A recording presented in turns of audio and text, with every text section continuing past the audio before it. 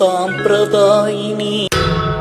এই আপনারা শুনেছেন ওই যে কৃষ্ণনগরে একটা বেগুন মাসি আছে না, ওনাকে কে বা কারা যেন জোর করে ডিম খাইয়ে দিয়েছে।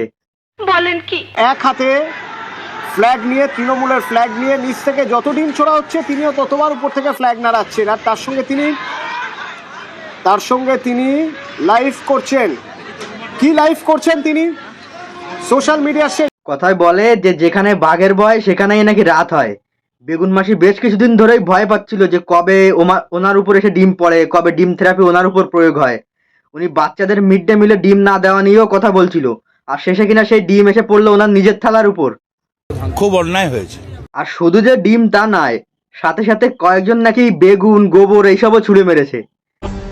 আওয়াজটা শুনতে পাচ্ছেন? জাস্টি জাস্টি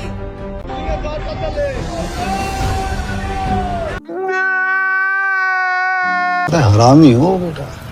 উনি অনেকদিন আগে বেগুনের বাচ্চা বলে একটা গালাগালি করেছিল না, পাবলিক সেটাকে সিরিয়াসলি নিয়ে নিয়েছে, তাই বেগুনও খাইয়ে দিয়েছে।